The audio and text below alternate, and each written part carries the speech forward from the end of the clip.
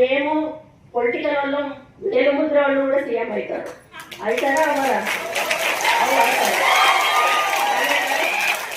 వాళ్ళు ఒక IAS officer కావాలంటే వాళ్ళు ఎంత శ్రమ పడితే కానీ ఆ స్టేజ్కి వస్తారు. వాళ్ళు మా ముందు నిల్చొని నేను చెప్పింది వాళ్ళు వినాలి. అంటే రాజ్యాంగం రాసింది, అది మనం ఏం చెయ్యలేము. దీన్ని విమర్శగా తీసుకోవద్దు దయచేసి, దీన్ని ఎక్స్పోజ్ కూడా చేయొద్దు. నా మనసులో ఉన్న అభిప్రాయాన్ని నేను చెప్తా ఉన్నాను. మాకు చదువు రాదు, మాకు సబ్జెక్ట్ తెలియదు, ఇష్టం ఉన్నట్టుగా వాళ్ళు ఏదైనా చేస్తే ఇష్టం ఉన్నట్టుగా తిట్టేస్తాం, మీరు ఏ పని చేయలేదు.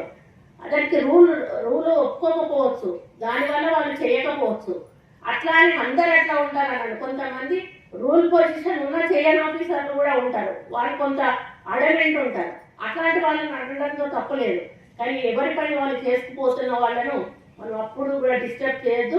మనం రూల్స్ ప్రకారం వెళ్ళాలి అని చెప్పి మరి ఎప్పుడు కూడా నేను సపోర్ట్ చేస్తాను. ఎందుకంటే మా నాన్న ఇంజనీర్గా ఉన్నప్పుడు ఎంతో మంది కాంట్రాక్టర్స్ వచ్చి మా నాన్నని బిల్లు చేయకపోతే రోడ్డు బిల్లు తిట్టిన సందర్భాలు మేము కళ్ళాగా చూసాం. కాబట్టి వాళ్ళ బాధ ఎట్లుంటుందో మాకు అర్థమవుతుంది. కాబట్టి నేను ఆఫీసర్స్ అంటే చాలా రెస్పెక్ట్ ఇస్తాను.